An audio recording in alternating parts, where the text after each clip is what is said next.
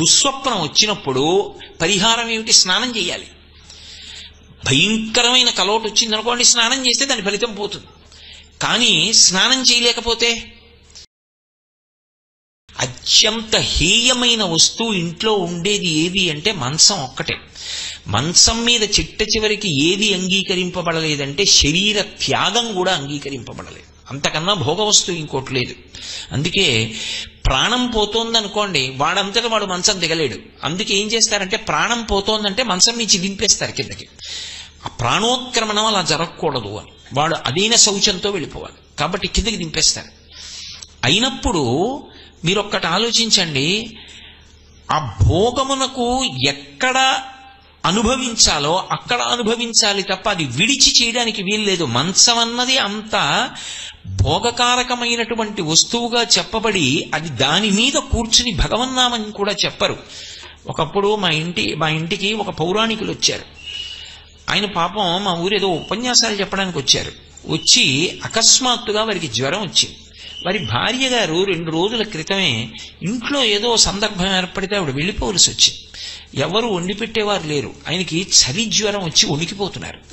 నేను వారిని మా ఇంటికి తీసుకొచ్చాను. అయ్యా మా ఇంట్లో ఉండండి, ఏం పర్వాలేదు, మీరు ఇంత దూరం వచ్చారు, మీకు స్వస్థత కలిగే వరకు మేము మీ బిడ్డల్లాంటి వాళ్ళం, నేను చూస్తాను రండిని మా ఇంటికి తీసుకొచ్చాను. ఆయన పాపం వణికిపోతున్నారు. తీసుకెళ్లి మంచం మీద పడుకోబెట్టి దుప్పట్లు అవి అన్నీ కప్పి ఎవరో డాక్టర్ని తీసుకొచ్చాను. ఆయన చూశారు, మందులు రాశారు. రాస్తే నేను ఆ మందులు ఆయన విని వేసుకునే స్థితిలో లేరు. ఆ మందులు తెచ్చి అవి ఏం వేసుకోవాలో అవి అయ్యా ఇవి వేసుకోండి అని చేతిలో పెట్టాను. ఆయన ఆ స్థితిలో మంచం నుంచి కిందకి దిగి ఉత్తరీయం తీసి కింద వేసుకుని బ్రాహ్మణ పృష్ఠం నేలకి తగలకూడదని దాని మీద కూర్చుని అప్పుడు నోట్లో వేసుకున్నారు. అదేమిటండి అన్నాను నేను. అంటే ఆయన అన్నారు, మంచం మీద కూర్చుని మందు మాత్రం ఎలా వేసుకుంటాను నాయన. ఎంత ధర్మం రా, చెప్పడం కాదు పాటించడం గొప్ప అనుకున్నాను. మహాత్ముల జీవితాలు అలా ఉంటాయి. అటువంటిది శాస్త్రం మంచం మీద గోవిందనామం చెప్పడాన్ని అంగీకరించి, గోవింద అన్న నామం దుస్వప్నం వచ్చినప్పుడు పరిహారం ఏమిటి? స్నానం చేయాలి. భయంకరమైన కలోటు వచ్చిందనుకోండి, స్నానం చేస్తే దాని ఫలితం పోతుంది. కానీ స్నానం చేయలేకపోతే అంటే అది వేళ కాని వేళ అయితే, ఓ అర్ధరాత్రి వేళ అయితే అప్పుడు చేయకూడదు. అప్పుడు దుస్వప్నే స్మర గోవిందం, గోవిందనామాన్ని స్మరించమంది. ఎందుకని? గోవిందేతి సదా స్నానం. ఎవరు గోవిందనామం చెప్తున్నాడో వాడు స్నానం చేసిన వాడితో సమానం.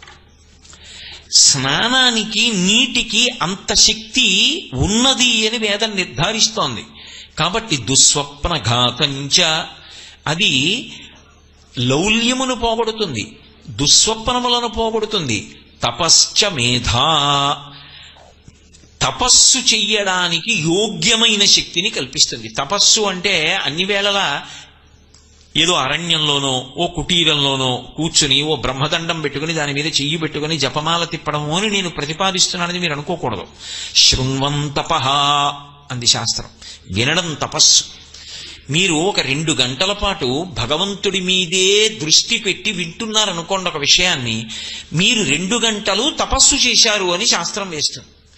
2 గంటలు నేను ఒక విషయం మీదే దృష్టి పెట్టి మాట్లాడుతున్నాను అనుకోండి భగవత్ సంబంధాన్ని, నేను ఇవాళ 2 గంటలు తపస్సు చేశాను అని నా ఖాతాలో వేస్తారు. నా ఖాతాలో అంటే జీవుడి ఖాతాలో వేస్తారు.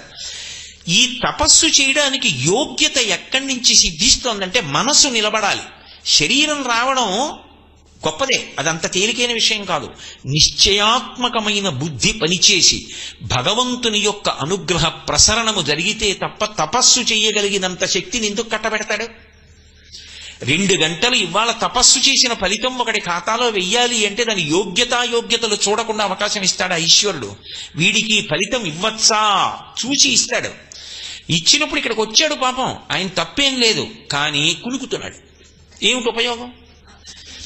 కునకకుండా నిలబడి ఆ వినడం మీద మనస్సు నిలబడాలి అంటే స్నానము కారణమవుతుంది. స్నానం అంటే బాహ్యమునందు కేవలము స్నానము కాదు, నీటికి మనసుని నిలబెట్టే శక్తి ఉంది.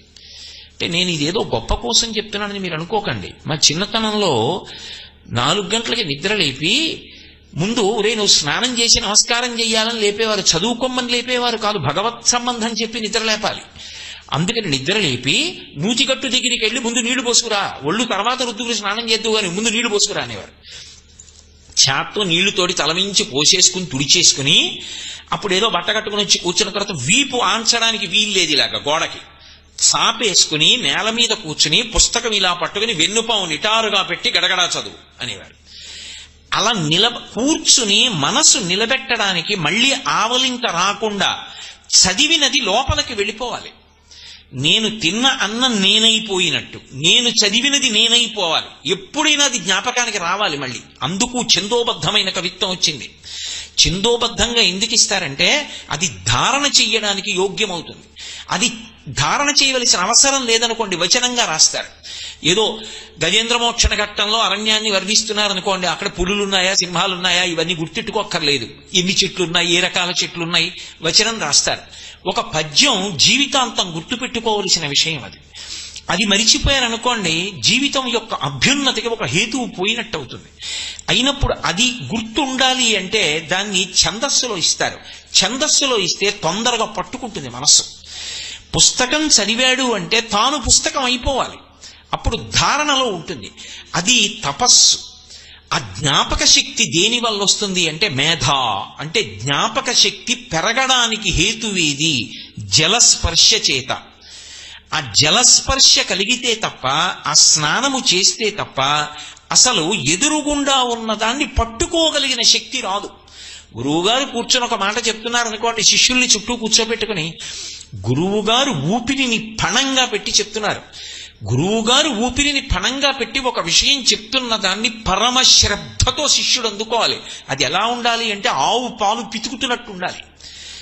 దూడని వదిలి దూడ వెళ్ళి పొదుగుని గుద్ది పాలు చేపుకొచ్చిన తరువాత తీసి పక్కకు కట్టేసి నీళ్లు చల్లి పితుకులు కడిగేసి పాలు తీసేటప్పుడు పక్కవాడితో మాట్లాడుతున్న రెండు మోకాళ్ల మధ్యలో పెట్టుకున్న బిందెలోకి శిరములను పట్టి లాగుతున్నప్పుడు పాల ధార మాత్రం గిన్నెలోనే పడాలి.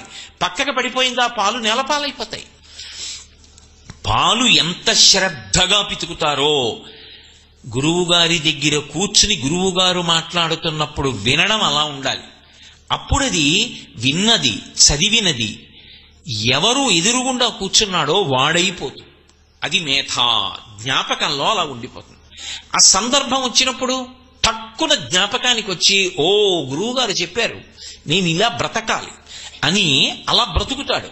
జీవితానికి అన్వయం అవుతుంది. అందుకే విద్యాభ్యాసం చేసేటటువంటి కాలం బ్రహ్మచర్యం కనుక బ్రహ్మచర్యం మీద ఎక్కువ నిబంధనలను వేదం విధించలేదు. ఏకాదశి నాడు ఉపవాసం చేయమని కానీ, లేకపోతే ఆఖరికి యజ్ఞంలో మీరు కూర్చుని హవిస్సివ్వండని కానీ అలా సమిధాదానం చేసి వదిలిపెట్టేసేయండి. గాయత్రి చేయి, సంధ్యావందనం చేయి, గురువుగారి దగ్గర కూర్చో, పాఠం నేర్చుకో. ఒకవేళ గాయత్రి చేసే అధికారం లేకపోతే నష్టమేం లేదు, గురువుగారు చెప్పింది విను చాలు.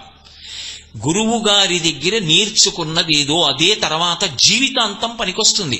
అది జ్ఞాపకం ఉండాలి. అంతేకాని చిన్నప్పుడు ఎప్పుడో చెప్పారు కానండి అన్నీ మర్చిపోయానంటే ఎలా పనికొస్తుంది జీవితంలో? మంచి మాట జ్ఞాపకం ఉండిపోవడం మేధ. ఈ 10 లక్షణములు దేని వల్ల కలుగుతున్నాయి అంటే నీటి వలన కలుగుతున్నాయి. అది భవుడు.